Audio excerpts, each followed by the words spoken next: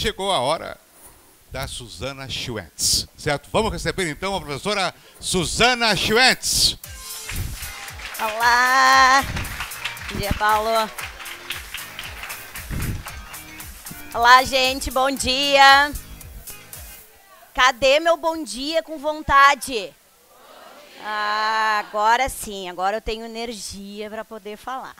Então tá bom. Bom, então vamos lá, gente.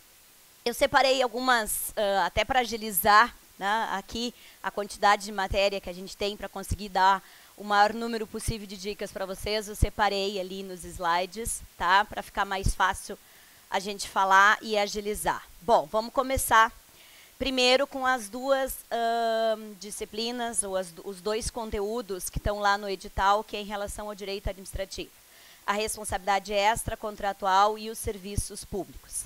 Em relação à responsabilidade extracontratual, gente, o que é questão de prova sempre? A quem se aplica a responsabilidade objetiva e a quem se aplica a responsabilidade subjetiva, gente. Então, cuidem. Responsabilidade objetiva são para todas as entidades da administração que são de regime público, mas não só para as entidades que são de regime público, também para as entidades privadas, mas aí desde que elas estejam prestando um serviço público, tá? Isso é sempre objeto de questão de prova. Quando for uma entidade simplesmente regime privado que não estiver falando de serviço público, a responsabilidade é subjetiva, ok? Então, isso, né, tem que ficar bem claro. E sempre que a questão colocar em relação aos servidores públicos, servidor público só responde responsabilidade subjetiva, tá? Então, primeira dica. Segunda dica. O que eu preciso para que tenhamos uma responsabilidade objetiva? Quais são os itens que precisa estar lá para que eu possa ingressar com uma ação de responsabilidade objetiva? Eu só preciso do fato, do dano e da ação ou omissão. Não existe comprovação de dolo ou culpa. Essa é exatamente a diferença que inclui quando a responsabilidade é subjetiva. Então, quando é em relação a servidor público, só quando efetivamente o servidor causou o dano, o prejuízo, ou seja, ele efetivamente agiu por dolo ou por culpa. Então, mesmo que a administração seja responsabilizada pela falha no serviço, não haverá a ação de regresso contra o servidor, porque essa só haverá se efetivamente tivermos responsabilidade subjetiva, precisa estar comprovado o dolo ou culpa. Ok? Essa é a questão sempre de responsabilidade extracontratual. Na questão dos serviços públicos, onde estão normalmente as nossas questões de prova? Em dois locais diferentes. Princípios, e eu selecionei os 3 que normalmente estão nas questões de prova, que é o princípio da generalidade, modicidade e continuidade. O que é generalidade? Mesma coisa que isonomia, tem que ser utilizado igualmente para todos, eu não posso ter discriminação. O que é modicidade? Valor das tarifas, tem que ser adequado ao serviço que está sendo oferecido. O que é continuidade? O serviço não pode ser interrompido. A única exceção que nós temos para a interrupção do serviço é para a manutenção técnica, que tem que ter aviso prévio. Fora isso, não pode existir a violação à questão da continuidade. O serviço tem que ser prestado sempre. Então, um desses 3 princípios, ou até misturados, normalmente vocês vão encontrar em relação aos serviços públicos. Outra questão que é muito explorada é a questão da execução, ou seja, quem efetivamente hoje no sistema brasileiro executa o serviço público, gente. Então, eu tenho a possibilidade do serviço ser prestado diretamente pelo Estado, através dos seus órgãos, dos seus agentes. Então, estamos falando de administração direta, né? Então, ele fazendo diretamente, ou ele também pode fazer o quê? Ele pode hoje repassar essa execução para a iniciativa privada, através da concessão ou da permissão que sempre tem que ser precedida do processo licitatório. Então, a execução, ela não é mais exclusividade do Estado, tá? A única exclusividade que eu tenho do Estado em termos de serviços é aonde nós temos o poder de polícia, só. Ou seja, tem poder de polícia, estou falando de fiscalização, de controle, de regulamentação. Aí a execução tem que ser do Estado. Isso, em hipótese alguma, pode ser repassado para a iniciativa privada. Agora, falou de qualquer outro de serviço, inventam lá de utilidade pública, de interesse público, sei lá, trocentos mil nomes que eles vão utilizar lá. Esse serviço não obrigatoriamente precisa ser executado pelo Estado. Ele pode ser hoje executado pela iniciativa privada. Mantém o Estado o dever de fazer o quê? Fiscalizar, que é o poder de polícia, ok? Isso é sempre questão de prova quando envolve o serviço. Então, dicas em relação aos serviços. Vamos agora para a questão constitucional e institucional. Conselho Nacional do Ministério Público. A dica direito constitucional é: ou a questão vai ser no Conselho Nacional do Ministério Público, ou a questão vai ser em relação às vedações aplicáveis aos membros. Se a prova for sobre Conselho Nacional do Ministério Público, ela vai pegar alguma regra em relação à composição, ao corregedor ou à função. Composição, temos 14 membros do Ministério Público, todos eles passam pela maioria absoluta do Senado, não temos exceção como temos no Conselho Nacional de Justiça. Desses 14, 8 vêm dentre membros do Ministério Público, 5 de cada um dos órgãos do MPU, 3 dos órgãos do Ministério Público Estadual. Os outros 6 dos 14 vêm da onde? 2, 2 e 2. 2 cidadãos, um indicado pela Câmara, outro indicado pelo Senado. 2 advogados, indicados pelo Conselho Federal da OAB, e 2 juízes. Cuidem, não é um do STF e outro do STJ. É um juiz que é indicado pelo STF e outro juiz que é indicado pelo STJ. Composição, mandato de 2 anos, permitida uma recondução. Agora, a probabilidade é eles confundirem o corregedor nacional com o corregedor estadual. Por quê? Porque o corregedor nacional, ele é eleito dentre os membros do Ministério Público e não dentre os membros do CNMP. E ele é eleito para um mandato de 2 anos, sem possibilidade de recondução. Já o corregedor estadual, que é dentro da estrutura interna, ele é eleito para um mandato de 2 anos, permitida uma recondução. Então, tem que ver o que está sendo colocado na prova, se é o corregedor nacional, que é o junto ao CNMP, ou se eles estão perguntando o corregedor estadual direito institucional. Temos diferença. O nacional é mandato de 2 anos, vedada a recondução. O estadual é 2 anos, permitida a recondução, ok? Na função, as 2 dicas. Normalmente a questão está nessa confusão em relação a esses 2 itens. Primeiro, gente, o Conselho Nacional do Ministério Público, ele recebe qualquer tipo de reclamação. Isso significa, ele recebe reclamações contra os membros, que são os promotores, ele recebe contra os órgãos e ele recebe contra vocês, que são os serviços auxiliares. Então, a denúncia pode ser feita diretamente para o CNMP e ele vai apurar as reclamações. Agora, quando fala de revisão do processo, mudou totalmente. A revisão só cabe no CNMP contra quem? Contra processos de dentre membros. Ou seja, a revisão do processo é só contra os membros e não contra os órgãos e serviços auxiliares. E mais, essa revisão só cabe se este processo dentro do Ministério Público tiver sido julgado há menos de 1 ano. Então, uma dessas regrinhas aí nessa confusão, que normalmente eles vão fazer para vocês na questão das competências do CNMP, ok? Depois, outra dica, que é em relação, então, às garantias e prerrogativas dos membros, gente. Primeiro, cuidado no enunciado. Garantia e prerrogativa não é sinônimo. Olhem no enunciado o que é que a questão está colocando para vocês. Ela está exigindo que vocês respondam as garantias ou ela está querendo que vocês respondam as prerrogativas?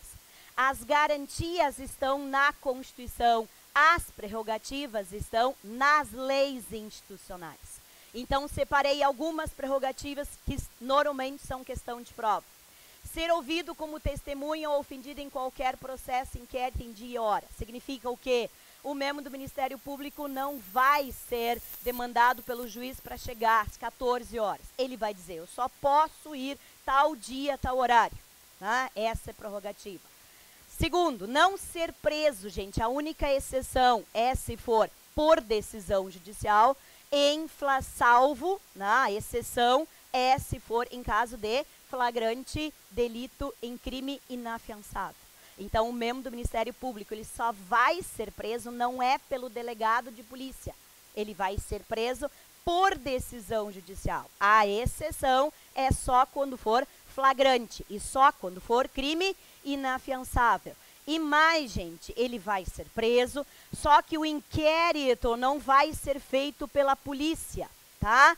Por quê? Porque é o Ministério Público que faz o controle externo da atividade policial. Então, o que o delegado faz? Manda esse início de procedimento que teve envolvimento do membro do Ministério Público para a instituição Ministério Público. E aí, questão interna. A quem cabe a competência para receber?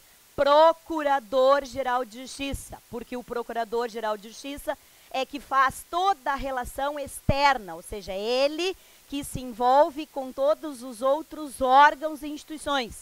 Então, qualquer questão que tenha Procurador-Geral de Justiça com delegacia, judiciário, executivo, qualquer outro poder, a função interna vai ser sempre de quem?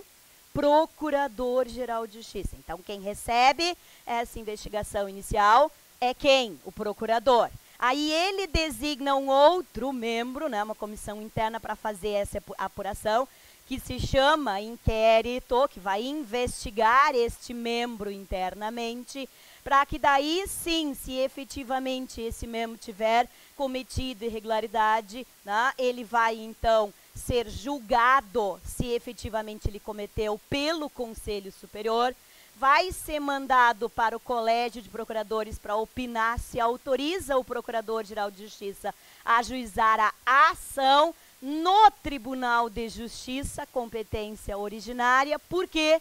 Porque o membro tem vitaliciedade. Então, vejam, essa é uma prerrogativa, mas atrás desta prerrogativa tem todo o desenvolvimento dentro da instituição de dicas que eu separei para vocês. Tá? Então, olha o que eu acabei de falar. Aonde é que tanto faz se é promotor ou procurador é julgado? Tribunal de Justiça, gente. Os dois é competência originária no Tribunal de Justiça, através de uma ação. Quem que vai ajuizar essa ação? Procurador-Geral de Justiça. Por quê? Porque o membro tem vitaliciedade, que é a garantia. Ser recolhido à prisão. Gente, ele não vai para o presídio central. Ele vai ser preso num local especial, que é dentro da estrutura do Ministério Público, que nós temos, então, a prisão. E ele só vai para o presídio central, para outra instituição, quando ele for condenado, e não vai para a mesma cela que vão os demais. Então, enquanto estiver havendo investigação, todo o processo, ele fica preso dentro da instituição Ministério Público, e não dentro de uma cadeia na junta delegacia. Por quê? Porque é ele, Ministério Público, que faz o controle externo da atividade policial. Por isso que ele tem essa prerrogativa. Receber o mesmo tratamento dos membros do Poder Judiciário. Então, o promotor que atua com o juiz tem o mesmo tratamento de juiz. O procurador que atua com os desembargadores no TJ tem a mesma prerrogativa que os desembargadores. No curso da investigação, houver indício da prática de infração penal, a autoridade policial, civil ou militar remeterá, olha lá, para quem? procurador-geral. Vejam a prerrogativa. Prerrogativa é remeter essa investigação diretamente para o procurador. E não é investigado pela polícia. Garantia, gente. Não confundir daí o que é a prerrogativa com o que é a garantia. As garantias são somente 3. A vitaliciedade, a inamovibilidade e a irredutibilidade de subsídios. E a vitaliciedade, ela é adquirida com 2 anos. Veja, não é que o membro do Ministério Público tenha que passar pela avaliação de 2 anos. A avaliação do estágio probatório, ela pode ser em 1 ano, considerado apto para as atribuições do cargo, mas não considerado vitalício. Então, falou vitaliciedade, não será em 1 ano. Vitaliciedade será em 2. Agora, a avaliação pode ser em 1. E aí, sim, nestes pós 2 anos, que então ele só vai poder perder o cargo através da decisão que o Procurador-Geral de Justiça ingressou com a ação, competência originária onde? No Tribunal de Justiça. Inamovibilidade, segunda garantia, que faz com que os membros do Ministério Público não possam ser removidos. Porém, como é uma garantia, também pode ser uma punição a retirada dessa garantia. Por isso que pode ser aplicado para o membro o quê? A remoção por interesse público. E a remoção por interesse público, aí não é decisão judicial. Aí é processo administrativo. E daí tanto pode ser internamente no Ministério Público, como pode ser no CNMP. Mas sempre para punição em relação às garantias, qual é o quórum? Maioria absoluta. Maioria absoluta para decidir a aplicação da retirada das garantias. Depois, as vedações, então, gente. As vedações. Receber a qualquer título, sob qualquer pretexto, honorários, percentagens ou custas processuais. Provavelmente não vai ser essa, vai ser a de baixo. Exercer a advocacia. Manda aplicar a mesma regra do judiciário. Como que é a regra no judiciário? Só pode advogar depois de 3 anos, a chamada quarentena. Só que só pode advogar depois de 3 anos junto à organização a qual estava vinculado enquanto atividade. Ministério Público Estadual oficia, atua junto a qual organização do Poder Judiciário? Justiça Estadual. Então, onde é que ele não pode advogar por 3 anos? Justiça Estadual. Mas no primeiro dia subsequente, o membro do Ministério Público já pode advogar na Justiça Federal? Pode, porque não é junto à organização a qual ele atuava enquanto atividade. Então, essa é uma possibilidade. E a outra, 2 possibilidades de prova é participar de sociedade comercial. O que a lei institucional diz? Exceto na condição de acionista e cotista. Tá? Então, o que eles fazem? Pegam a regra constitucional e junto com a institucional. Então, o membro do Ministério Público pode ser acionista e cotista? Pode. Outra regra, esta aqui, gente, que é a que está em voga, aconteceu no meio do andamento do nosso concurso. O que acontece aqui, gente? Exercer, ainda que em disponibilidade, qualquer outra função pública. O que significa isso? Que ele não pode ser lá o ministro da Justiça, como aconteceu. O STF disse não, é vedado constitucionalmente para o membro do Ministério Público. Então, se ele quiser ser o ministro de Estado, ele vai ter que fazer o quê? Ele vai ter que pedir exoneração ou estar aposentado. Não pode. Então, essa é a probabilidade de questão aqui vindo do direito constitucional. Depois, gente, dica, Procurador-Geral de Justiça. Eles vão juntar a Lei 8625, que foi alterada, com a 7669. Então, o que eles vão fazer? Vão exigir que vocês saibam que o Procurador-Geral de Justiça, ele é agora eleito por todos os membros do Ministério Público e não mais pelos procuradores, como era até o concurso anterior. E mais, o que eles vão fazer? Eles vão exigir que vocês saibam que mesmo que pelo sistema constitucional não é exigido 10 anos de efetivo exercício e 35 anos de idade, pela Lei 7669 é exigido. Então, eles vão juntar isso aqui e vão fazer a questão de prova do Procurador-Geral de Justiça. Mandato de 2 anos, permitida uma recondução, alteração nova para esse concurso. Colégio de Procuradores, gente, colégio, conselho, corregedor, procurador. O que eu tenho que lembrar para poder eliminar nas questões de prova? O que o colégio faz? Ele é responsável pela autonomia do Ministério Público. Então, tudo que diz respeito ao órgão Ministério Público, autonomia administrativa, orçamentária, faz o quê? Função do colégio. Por isso que aprovar a questão dos projetos de lei que manda para a Assembleia, aprovação do orçamento, né? Como tudo que envolve a instituição, só que não nas funções, e sim como órgão, autonomia administrativa, financeira e funcional. Depois, Procurador-Geral de Justiça, sempre questão de prova. Resolver os conflitos de atribuições entre os membros do Ministério Público. Gente, isso não é função do Conselho, como normalmente aparece nas respostas.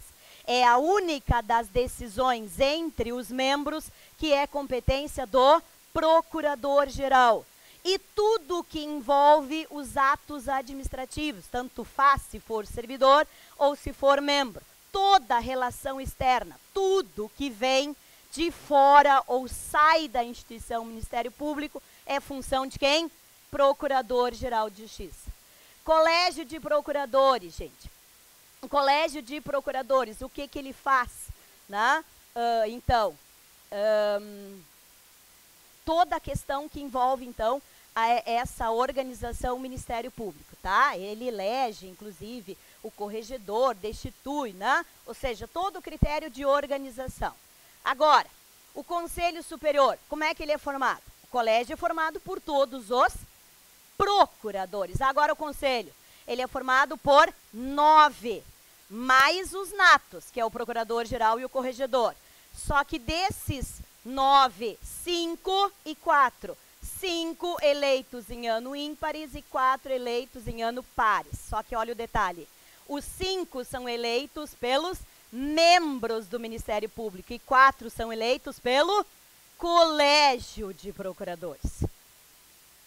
Função do Conselho Superior. Tudo que envolve o quê? Princípios institucionais. Significa o quê? Tudo que envolve as garantias dos membros. Então, quem é que vai decidir a vitaliciedade do membro? Conselho. Quem é que vai decidir a questão de remoção? Quem que vai decidir a questão da promoção? Tudo que envolve membro e não servidor é função de quem? Conselho Superior. Corregedoria. Então, como eu falei para vocês antes, a tendência é confundir o corregedor nacional com o corregedor estadual, tá? Tá ali a dica. Órgãos, provavelmente vai ter uma questão de confusão entre os órgãos. Então, nós temos os órgãos de administração, relembrando que é a Procuradoria, o Colégio, o Conselho, a Corregedoria, e aí é as Procuradorias e as Promotorias. Cuidem, né, para não confundir com... Deixa eu só... Acho que eu só errei aqui. Desculpa, aqui não são órgãos auxiliares, né? Deixa eu ver, acho que esqueci os órgãos de execução que eu queria ter colocado aqui para vocês. Tá, desculpa, eu que não botei os órgãos de execução. Que eu queria mostrar que, na verdade, assim, ou eles vão exigir os órgãos de administração, ou eles vão exigir os órgãos de execução. E daí, execução é o Procurador-Geral de Justiça, o Conselho Superior, os procuradores e os promotores. Então, cuida o enunciado. Órgão de execução ou órgão de administração, que só muda o ou as, né? Aqui, isso cuida na diferenciação da questão.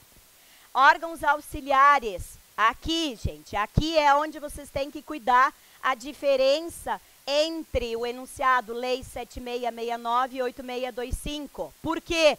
Porque na 8625 nós incluímos quem? A subprocuradoria, gente, porque nós temos 3 vices, que são os 3 subprocuradores, tá? Então nós incluímos aqui a diferença, inclusive com o gabinete de pesquisa e planejamento. Então, dá uma última olhadinha lá se porventura eles quiserem fazer a confusão em relação a isso. Aí, então, aqui os subprocuradores. O Centro de Apoio Operacional, tá? Que é o órgão que estabelece a questão da atividade funcional, ou seja, é ele que faz a relação dos órgãos de execução, palavrinha-chave, órgão de execução. Tudo que envolve o centro operacional está relacionado com o órgão de execução, se eles utilizarem uma questão específica. E para finalizar, os 2 atos finais que estão lá no edital de vocês, que é o provimento e a portaria, tá? Eles vão fazer uma questão de cada na prova de vocês, porque eles sempre fazem uma questão de cada das leis. Do inquérito civil e do procedimento preparatório, gente. Quem faz? Órgão de execução, porque é o promotor e o procurador que faz o inquérito. Tudo que envolver conflito, lembra que é de quem? Procurador-Geral de Justiça, e não do Conselho Superior. O procedimento preparatório, que é o anterior, que é, na verdade, a suposta sindicância, tem que ser concluída em 90 dias. O inquérito civil, 6 meses, podendo ser prorrogado. Agora, quando o órgão de execução entende que não existe prova e quer arquivar, ele não pode arquivar sozinho. Aí a decisão é de quem?